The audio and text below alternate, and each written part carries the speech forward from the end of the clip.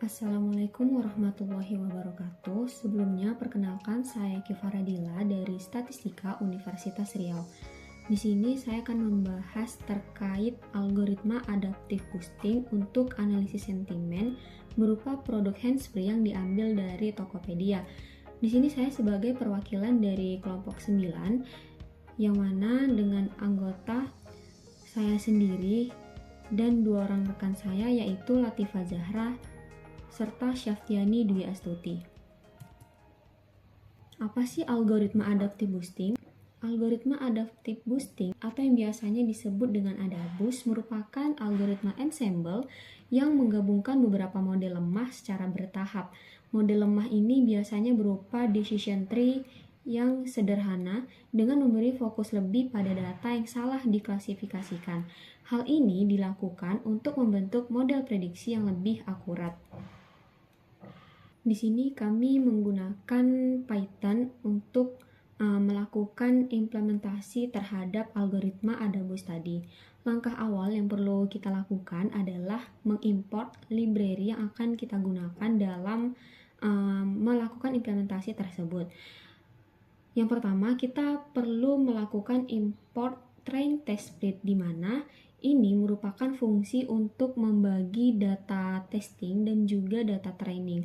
Kemudian kita juga perlu mengimport cross-file score ini untuk mengevaluasi model nantinya. Kemudian kita juga perlu mengimport standar scalar untuk melakukan standarisasi terhadap data.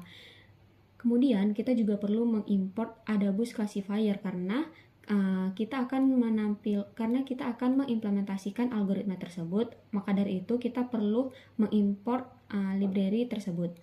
Selanjutnya kita juga perlu import decision tree classifier karena decision tree ini juga merupakan bagian dari ADABUS classifier. Dan terakhir kita juga perlu melakukan import akurasi score ini untuk menampilkan akurasi dari model, dan juga classification report ini untuk menampilkan laporan klasifikasi seperti presisi, recall, F1 score, dan juga support. Langkah selanjutnya yaitu kita melakukan normalisasi data atau standarisasi, di mana di sini kita menggunakan standar scalar yang sudah kita import sebelumnya. Lalu untuk extrainnya atau data trainingnya kita menggunakan fit transform, di mana fit ini digunakan untuk menghitung mean dan standar deviasi dari extrain. Kemudian transform ini digunakan untuk mengubah mean sama dengan 0 dan standar deviasinya sama dengan 1 untuk extrainnya. Dan untuk X-test-nya atau data testingnya ini menggunakan transformasi atau data uji ini ditransformasikan menggunakan mean dan standar deviasinya dari X-train.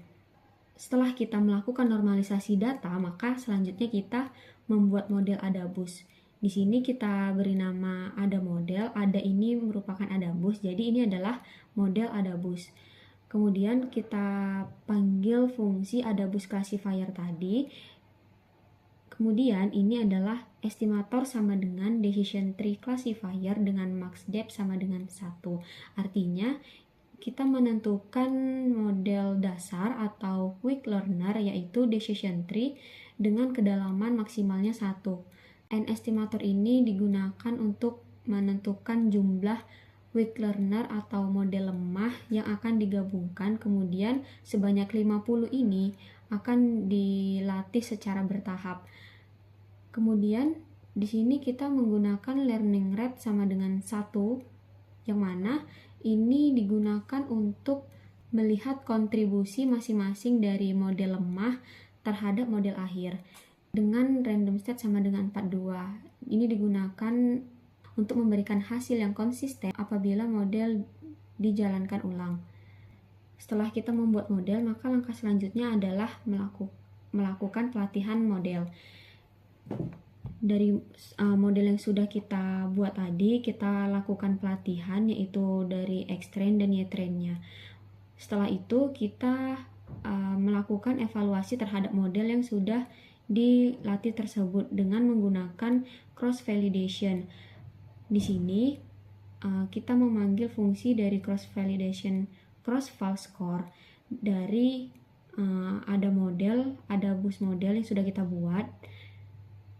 Ini X-nya ini adalah TF-IDF dan Y-nya adalah sentimen, yaitu positif, negatif, netral.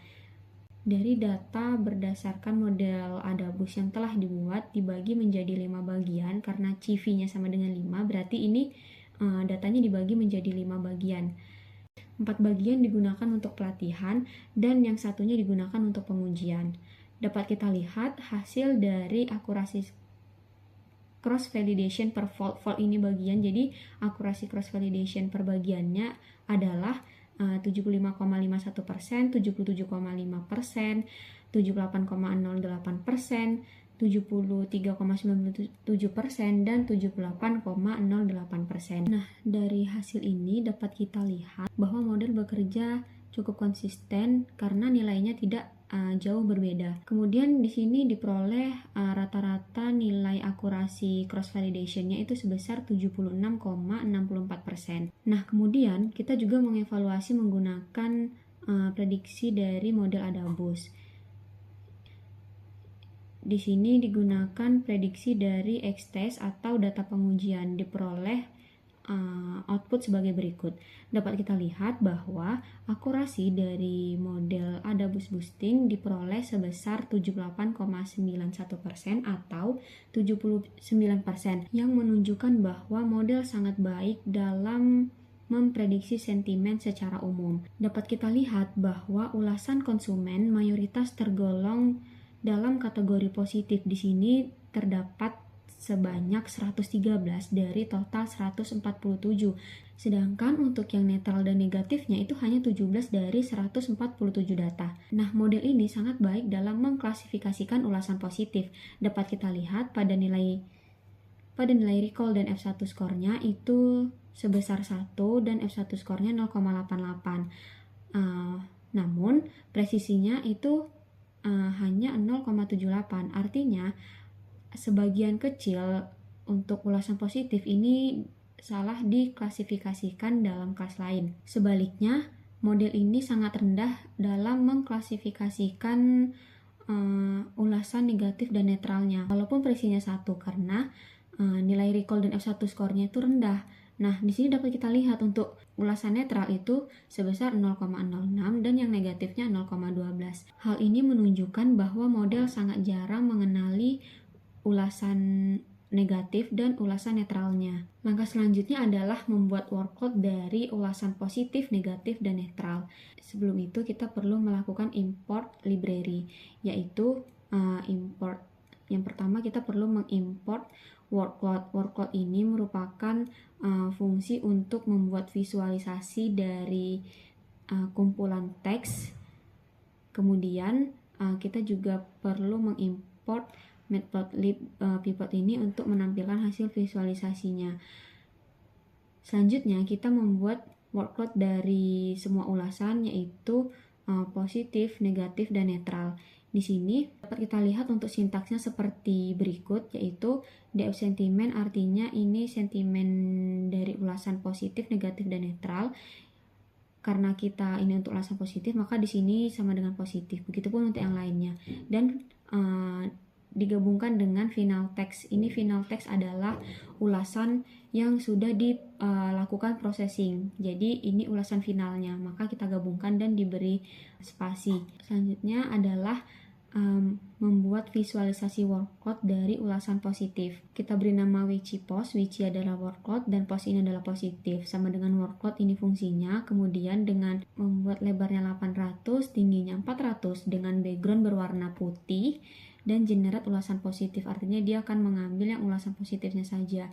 Kemudian ini fixed size-nya kami gunakan ukuran 10 x 5 inch. Lalu dengan interpolasi bilinear ini untuk menampilkan visualisasi yang halus agar tidak pecah-pecah gitu. Kemudian ini PLT axis off, artinya kita tidak perlu menampilkan garis sumbu X dan Y-nya. Kemudian gambar tersebut atau visualisasi tersebut kita beri nama workload ulasan positif. Nah, berdasarkan hasil visualisasi untuk ulasan positif dapat kita lihat bahwa kata yang paling sering muncul adalah kata bagus, suara, mantap, yang berarti ini konsumen merasa puas terhadap produk yang dijual. Sedangkan kata seperti harga ini menunjukkan bahwa harga yang ditawarkan sesuai dengan produk yang dijual. Kemudian kita membuat workload negatif. Ini sintaksnya sama seperti yang positif, hanya perlu mengganti beberapa bagian seperti ini, generate ulasan negatif. Kemudian titelnya juga kita ganti, maka kita peroleh hasilnya sebagai berikut. Nah, dapat kita lihat di sini kata yang paling sering muncul adalah kata tidak, yang berarti ini menunjukkan bahwa kata tidak ini bisa seperti tidak sesuai, tidak bagus.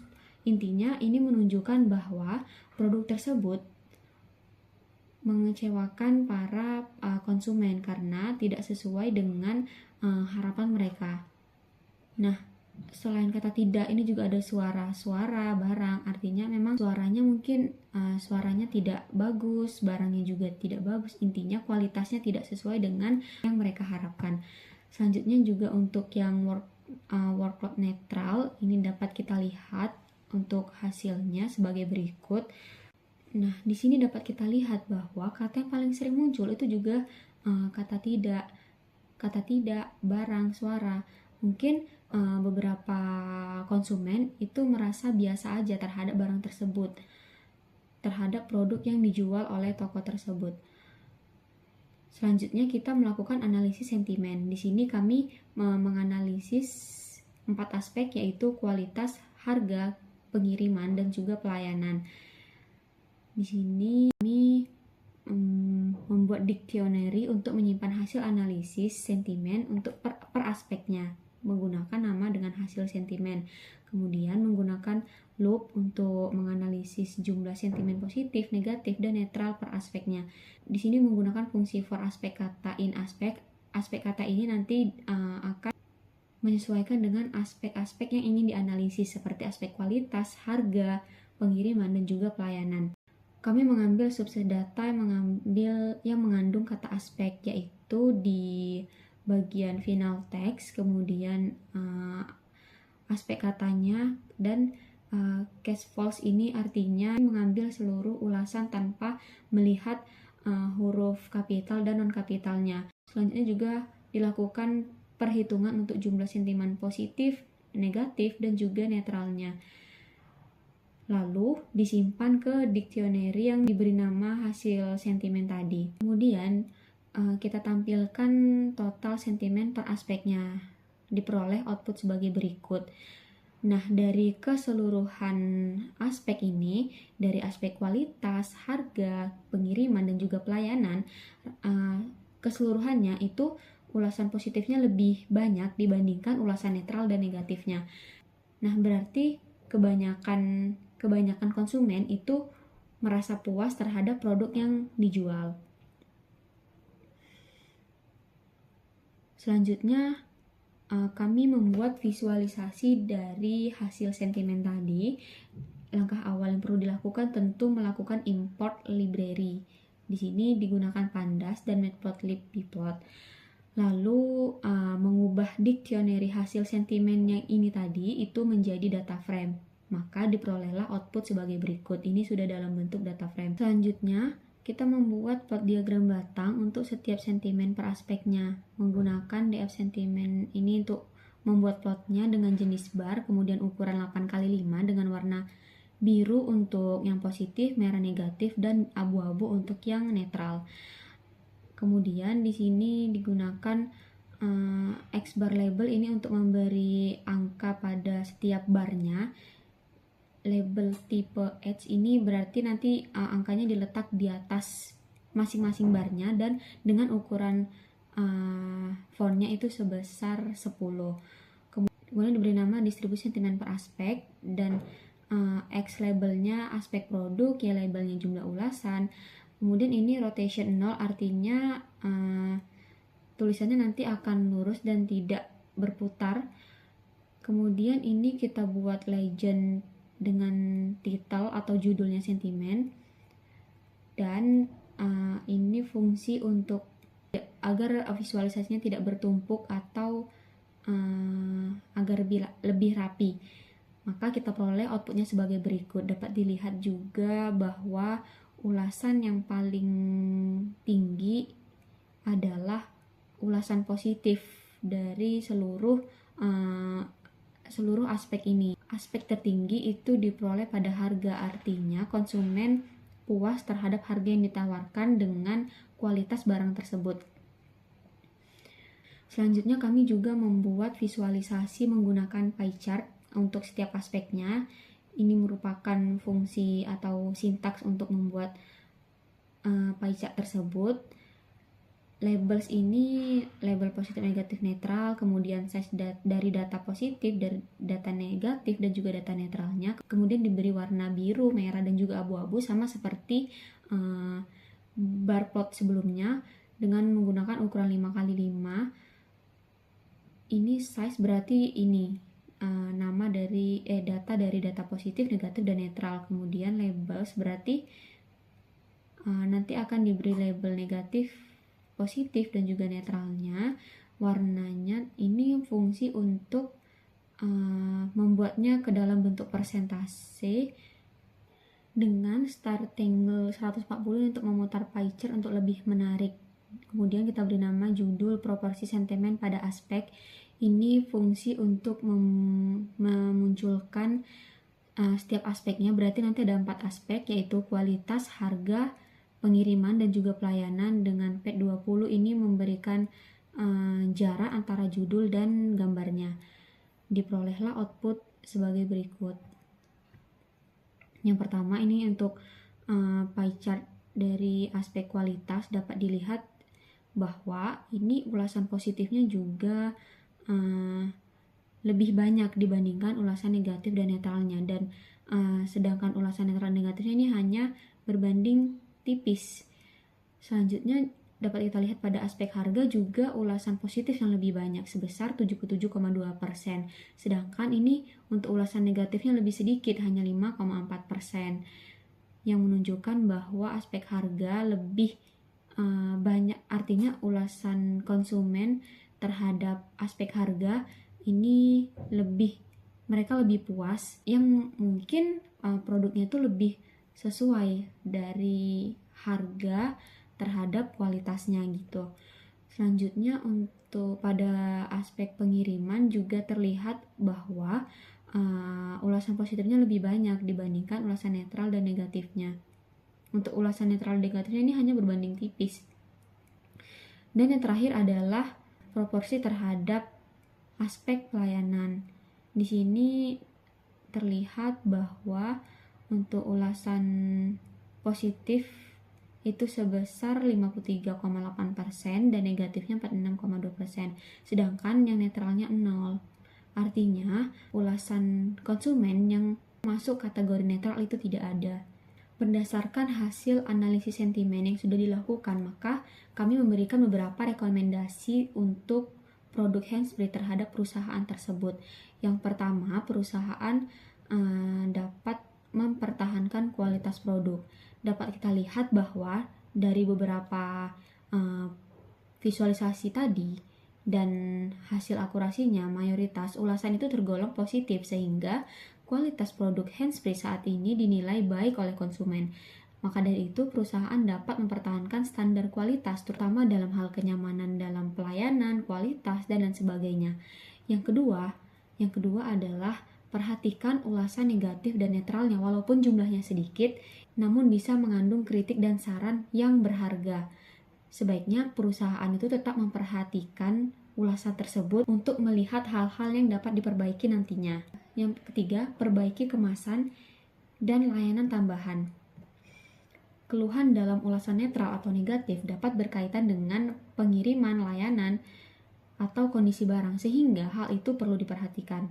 Yang keempat, tingkatkan varian produk atau tambahkan fitur baru. Hal itu dapat menarik konsumen untuk memberikan ulasan yang positif. sehingga produk itu nanti dapat terjual lebih banyak, sehingga konsumen itu dapat memberikan komentar positif terhadap produk yang dijual. Selanjutnya yang terakhir adalah manfaatkan ulasan positif dalam strategi promosi. Jadi ulasan-ulasan yang positif tadi itu dapat digunakan sebagai bahan untuk promosi. Nah, itu dapat memperkuat kepercayaan pasar. Sekian yang dapat saya sampaikan. Semoga bermanfaat buat kita semua. Wassalamualaikum warahmatullahi wabarakatuh.